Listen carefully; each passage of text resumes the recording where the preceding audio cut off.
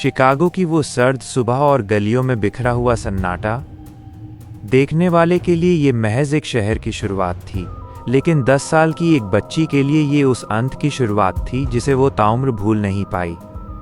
हम अक्सर सोचते हैं कि ज़िंदगी की बड़ी तबाही किसी बड़े धमाके के साथ आती है, लेकिन सच तो ये है कि वो बहुत खामोशी से दबे पांव हमारे ड्राइंग रूम तक पहुंच जाती है। जेन के लिए वो तबाही उसकी अपनी गॉड सिस्टर के रूप में आई। सिर्फ 10 साल की उम्र। जब खिलौनों से मोह नहीं छूटता, तब उसे उन छुअन से रूबरू कराया गया जिनका मतलब उसे पता भी नहीं था। 2 लंबे साल तक वो खामोश रही, इस उम्मीद में कि शायद ये सब एक बुरा सपना है। उसे नहीं पता था कि जिस इंसान पर वो भरोसा करती है वो खुद भीतर से टूटी हुई है। बचपन की वो दरार जिसे समाज अक्सर बचपन की गलती कहकर भूल जाता है, असल में एक ऐसी गहरी खाई बन रही थी जिसमें जेन को आगे जाकर गिरना था। वक्त गुजरता रहा लेकिन जख्म नहीं भरे। 13 साल की उम्र में जब लड़कियां अपनी पहचान ढूंढ रही होती हैं, जेन का सामना सड़क के उस अंधेरे से हुआ जिसने उसकी मासूमियत का आखिरी कतरा भी छीन लिया। एक गैंग मेंबर, हाथ में उसके पिता की पुरानी पोर्न मैगजीन और आंखों में वो वहशीपन जो सिर्फ पन्नों पर देखी गई चीज़ों को हकीकत में उतारना चाहता था। उस दिन जेन की रूह ने पहली बार महसूस किया कि उसके शरीर पर उसका अपना कोई हक नहीं है। उसे लगा कि शायद उसकी किस्मत ही यही है, इस्तेमाल होना और फिर फेंक दिया जाना। बीते हुए सालों ने जेन को एक माँ बनाया, 3 बच्चों की जिम्मेदारी और एक टूटा हुआ तलाक। साल 2006 तक आते आते शिकागो की वो गरीबी जहर बनने लगी थी। फ्रिज खाली था, बिलों का अंबार लगा था और बच्चों की भूख उसे सोने नहीं देती थी। जब इंसान के पास खोने को कुछ न बचे तो उसे आसान रास्ता बहुत चमकदार दिखाई देता है। सिर्फ कुछ शूट्स, थोड़ा सा पैसा और तुम्हारी सारी मुश्किलें ख़त्म।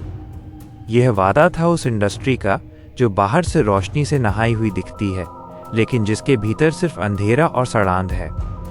जेन, जो अब 27 साल की हो चुकी थी, उसने कदम रखा एडल्ट फिल्म इंडस्ट्री की उस दुनिया में जिसे लोग फैंटेसी कहते हैं।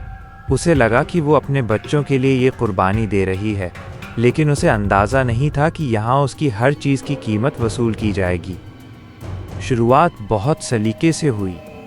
कैमरे के सामने मुस्कुराना, अपनी देह का प्रदर्शन करना और ये दिखाना कि वो अपनी मर्जी से यहाँ है।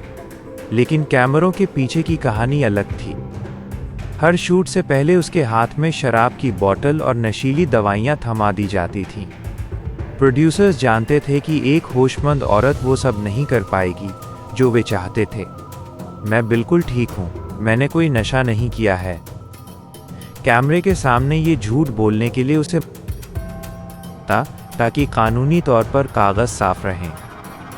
जैसे ही कैमरा बंद होता, जेन की आंखों की चमक भी बुझ जाती। उसे उन दृश्यों के लिए मजबूर किया गया जो उसके समझौते का हिस्सा ही नहीं थे। जब वो मना करती तो उसे याद दिलाया जाता कि उसके घर का किराया कहाँ से आता है।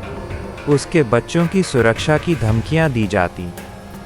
धीरे धीरे वो एक कलाकार नहीं बल्कि एक गुलाम बन चुकी थी।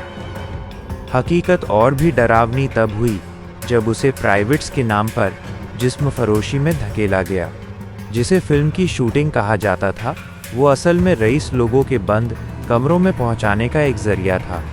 ये फिल्म इंडस्ट्री नहीं थी, ये इंसानी तस्करी थी जो कानूनी लिबास पहनकर चल रही थी।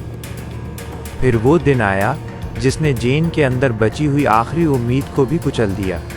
वो ड्रेसिंग रूम में बैठी थी, हमेशा की तरह उसे नशे की खुराक दी गई। प्रोड्यूसर ने अंदर आकर बहुत सादगी से कहा, आज 25 आदमी आएंगे, तुम्हें उन सब के साथ वो सब करना होगा जो वे कहेंगे। जेन के पैरों तले ज़मीन निकल गई। उसे उबकाई आने लगी, उसका शरीर कांपने लगा। लेकिन वहाँ हमदर्दी के लिए कोई जगह नहीं थी। अगर तुम नहीं करोगी तो कोई और कर लेगी, और तुम्हें पता है कि पैदा क्या होगा। वो शूट नहीं था, वो कैमरे के सामने किया गया एक गैंगरेप था। 25 अनजान लोग, जिनमें से ज़्यादातर सड़क से उठाए गए राहगीर थे, एक एक करके जेन के जिस्म को नोचते रहे। बीच में कई बार वो बेहोश हुई। उसे लगा कि शायद उसकी सांसें रुक गई हैं, लेकिन रिकॉर्डिंग चलती रही। उस दिन जब वो घर लौटी तो उसने आईने में खुद को नहीं देखा। उसे लगा कि वो मर चुकी है, बस उसका शरीर चलना फिरना याद रख पाया है। 1.5 साल का ये सफ़र उसे दौलत तो नहीं दे पाया, लेकिन उसे शराब और गोलियों का आदी ज़रूर बना दिया। हर रात वो सोती तो यही सोचती कि काश अगली सुबह न हो। उसके बच्चे उसके पास थे, लेकिन वो उनके करीब होकर भी मीलों दूर थी। वो खुद को एक ऐसी गंदगी समझने लगी थी जिसे कोई साफ नहीं कर सकता। एक रात जब कमरे में सिर्फ सन्नाटा और शराब की खाली बोतलें थीं, जेन ने मुट्ठी भर दर्द निवारक गोलियां उठाईं। वो सब खत्म करना चाहती थी, उस इंडस्ट्री के टॉर्चर से, उस गरीबी से और उस पहचान से भागना चाहती थी जो उसे दी गई थी। लेकिन उस मौत की दहलीज पर खड़े होकर उसके अंदर से एक आवाज़ आई, वो आवाज़ जो सालों से दब गई थी। वो घुटनों के बल गिर पड़ी। उसने किसी ऐसी शक्ति को पुकारा जिसे वो लगभग भूल चुकी थी। वो रोई, चिल्लाई और बस एक मौका मांगा, और शायद उस रात उसे सुन लिया गया। मदद एक इंसान के रूप में आई शेली लुब्बेन, एक ऐसी औरत जो खुद उस आग से गुजर चुकी थी। शेली ने जेन का हाथ थामा और उसे उस दलदल से खींचकर बाहर निकाला जहां से वापसी नामुमकिन मानी जाती थी। ये रास्ता आसान नहीं था। सालों का ट्रामा, वो डरावनी यादें और समाज की नज़रों का सामना करना अभी बाकी था। लेकिन जेन ने मुड़कर नहीं देखा। वो जिस इंडस्ट्री का शिकार बनी थी, अब वो उसी के खिलाफ सबसे मजबूत आवाज़ बन गई। उसने अपनी कहानी लिखी, उन लड़कियों की मदद करना शुरू किया जो आज भी उन बंद कमरों में कैद हैं। वो आज उन जगहों पर जाती है जहां ये फिल्में बनती हैं, सिर्फ ये बताने के लिए कि यहाँ से बाहर निकलने का एक रास्ता है।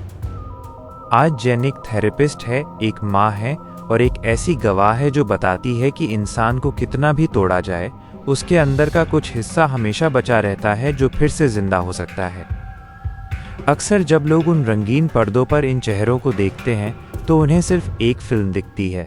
उन्हें वो नशा नहीं दिखता जो शूट से पहले दिया गया, उन्हें वो आंसू नहीं दिखते जो मेकअप के नीचे छुपे हैं, और उन्हें वो दहशत महसूस नहीं होती जो 25 मर्दों के बीच एक औरत महसूस करती है। जेन की कहानी ख़त्म हो चुकी है, लेकिन उन कमरों की लाइटें आज भी जल रही हैं। वहाँ आज भी कोई जेन अपनी बारी का इंतज़ार कर रही है, ये सोचकर कि शायद कल सब ठीक हो जाएगा। बस फ़र्क इतना है कि आज भी हम में से कई लोग उस अंधेरे का हिस्सा बने हुए हैं, उस फैंटेसी को सच मानकर जिसे खून और आंसुओं से सींचा गया है। सन्नाटा अब भी गहरा है और वो बहुत कुछ कह रहा है।